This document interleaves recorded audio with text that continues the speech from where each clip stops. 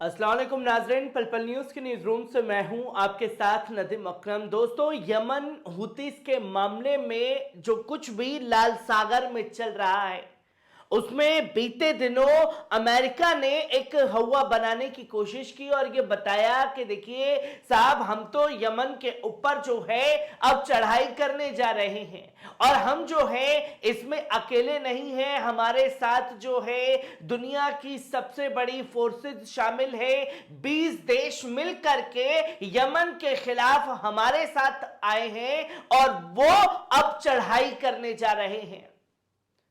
जहां यमन ने भी साफ तौर पर उन देशों को चेता दिया था कि अगर आप इस जंग में कूदना चाहते हैं, कूदिए, और इस जंग में अगर आपने, चाहे वो कोई भी देश हो, हमारे ऊपर हमला किया और उस हमले की प्रतिक्रिया हमारी तरफ से आपके ऊपर हुई तो उसके लिए जिम्मेदार सिर्फ और सिर्फ आप होंगे, क्योंकि हम तब आपको पीटने से, आपके ऊपर हमला करने से बाज नहीं आएंगे। यमन का ये ऐलान करना और यमन के ऐलान के बाद नतीजे जो हैं वो सामने आने लगे, जहां अमेरिका का एक एक कर अब यमन के मामले में देश जो है साथ छोड़कर भागने लगे हैं। जहां पूरी तरीके से फ्रांस, स्पेन, इटली ने यमन के आगे सरेंडर कर दिया है और ये साफ तौर पर अमेरिका को कह दिया है कि हम इस जंग में जो है आपका साथ नहीं देंगे, क्योंकि यमन जो हमले कर रहा है वो इजराइल के आतंकवाद के कारण कर रहा है और यमन अपनी जगह पर ठीक है। हम जो है यमन से इस जंग में नहीं भिड़ेंगे, क्योंकि आपको यह देखना समझना जरूरी है कि अमेरिका एक ऐसा चालाक देश है जो जंग में एक दूसरे देशों को उलझा देगा और खुद को उस जगह से बिल्कुल सेफ निकाल ले जाएगा। यही रशिया यूक्रेन के मामले पर हुआ कि कैसे यूक्रेन को अमेरिका द्वारा हवा भरी गई कि बेटा मैं हथियार देता रहूंगा, तू रशिया को खत्म कर दे। और यही इजराइल फिलिस्तीन के मामले में हुआ, जहां एक के बाद एक अमेरिका के इन्वॉल्वेशंस के बाद में लेबनान से बॉर्डर खुला, यमन से जो है दायरा खुल गया, सीरिया इराक में दायरा खुल गया।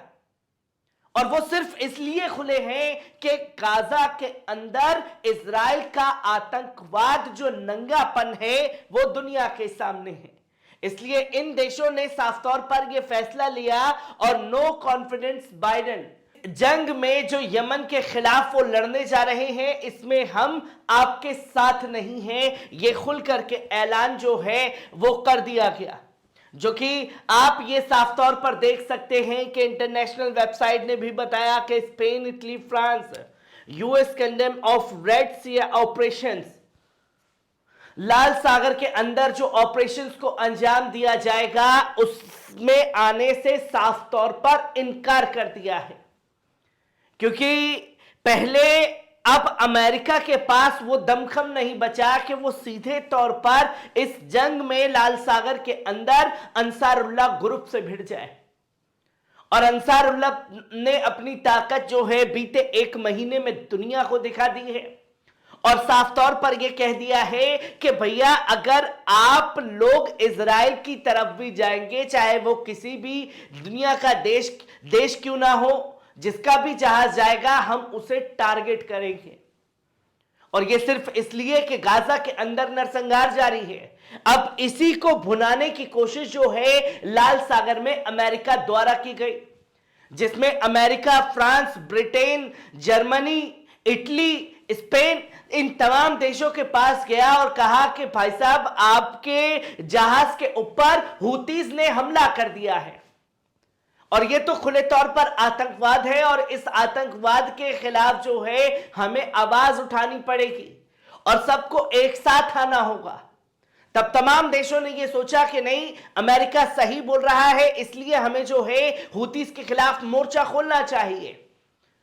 और जब अमेरिका की युद्धपोतें लाल सागर के पास तैनात, जर्मनी की युद्धपोत तैनात, कनाडा और तमाम देशों की तैनात हो गई, तब जाकर के फ्रांस, इटली, स्पेन ने ये फैसला लिया कि भाई ये जो कह रहा है अमेरिका ये सही नहीं है, असल में सही है यमन। और इस जंग में जो है हम अमेरिका के साथ नहीं जाने वाले, आपको जो कुछ भी करना है अपने दम पर करिए। यह है सुपर पावर की हैसियत जो दुनिया के सामने आ चुकी है। और सुपर पावर अमेरिका जो अपने आप में दम भरता है कि वो दुनिया का सबसे बड़ा मजबूत देश है, और ऐसे पसीने छूटे हैं उसके यमन के मामले में कि दर दर भटकना पड़ रहा है कि साहब मदद कीजिए यमन वरना हमें मार देगा। यह तस्वीर जो है लगातार लोगों के सामने आ रही है। जहां पहले अमेरिका द्वारा क्या ऐलान किया गया, what has the United state announced, क्या ऐलान किए गए थे, जहां यह बताया कि ऑपरेशन प्रॉस्पेरिटी गार्जियन जो है वो यमन के खिलाफ शुरू करेगा, और US secretary of defence Lloyd Austin ने इसका ऐलान किया था ट्यूसडे के दिन में कि वो हमला करेगा यमन के ऊपर। यमन ने भी कह दिया कि बेटा आप हमला करना चाहते हो आ जाओ, हम भी तैयार बैठे हैं अपने कंटेनर के साथ में मिसाइलों से भर के लाल सागर के अंदर, हम भी पीछे इस जंग में नहीं हटने वाले। फिर अमेरिका को समझ में आया कि ये सिर्फ धमकी से बात नहीं बनेगी, तो हमें एक चाल चलनी पड़ेगी। वो चाल ये है कि हम तमाम देश जो हैं, ब्रिटेन है, बहरीन है, Canada, France, Italy, Netherlands, Norway, Seychelles and Spain, जिन जिन के जहाजों के ऊपर हमला हुआ है उनको साथ में लेते हैं। और अमेरिका इस चाल में ऑपरेशन जो गार्जियन वो चलाना चाहता था यमन के खिलाफ में, उसके खिलाफ इन देशों को लाने में काफी हद तक सक्षम रहा। जहां थर्सडे को Austin said Greece, Australia had also joined grouping, taking it to total 20 देश जो हैं शामिल है। ऑस्ट्रेलिया भी इसमें शामिल होगा, ग्रीस भी इसमें हमारा साथ देगा। यह ऐलान जो है अमेरिका की तरफ से किया गया। और क्यों अमेरिका ने इन देशों को घास डाली और क्यों यमन के खिलाफ चढ़ाने की कोशिश की, और क्या हकीकत जब सामने आई तो क्यों इन्होंने वॉकआउट किया इस जंग से, इसे भी जानना समझना जरूरी है। यहां आप ये देख सकते हैं कि France, Italy, Spain, Britain, Greece, इन तमाम देशों के नाम सामने आए और बस ये बताया गया कि हम हमला करने जा रहे हैं। फ्रांस को साथ लाने की जरूरत इसलिए पड़ी है क्योंकि यूनाइटेड अरब अमीरात में फ्रांस के सबसे ज्यादा सैनिक मौजूद हैं। जिबूती एक जगह, उस जगह पर पूरा कैंप जो है वो बना हुआ है, काफी हथियार जो हैं वहां तैनात हैं फ्रांस के, ताकि उसका प्रयोग करके यमन के खिलाफ चढ़ाई कर दी जा सके। और ऑस्ट्रेलिया ने इसमें यह दिमाग लगाया कि भाई हम सामने ना रह करके फ्रांस को इस ऑपरेशन का मुखिया बना देते हैं।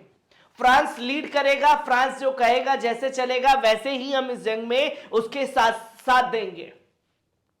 पर जब फ्रांस को यह लगा कि ये पूरी की पूरी जंग जो है उसके कंधे पर लड़ी जा रही है और दरोगा बनेगा अमेरिका, और फ्रांस ने साफ तौर पर मना कर दिया कि वो यमन के खिलाफ जो है इस जंग में साथ नहीं आएगा। यह बड़ा झटका लगा जब फ्रांस ने मना कर दिया, तो उसके पीछे पीछे इटली, स्पेन, ब्रिटेन, ग्रीस, ये तमाम देशों ने मना कर दिया कि हम इस जंग में उसके साथ नहीं आने वाले हैं। ये सिर्फ और सिर्फ इसलिए हो रहा है कि गाजा के अंदर नरसंहार जारी है और उस नरसंहार को रोकना जरूरी है, जिसके लिए यह कदम उठाया गया कि यमन से जंग नहीं चाहता है फ्रांस। और अमेरिका को यही एक सबसे बड़ा झटका जो है यमन के मामले में लगा है, जहां एक सुर में तमाम देशों ने बोला कि उन्हें बाइडेन पर विश्वास नहीं है। हर एक पहलू को आपके साथ साझा करता रहूंगा। दीजिए इजाजत, शुक्रिया।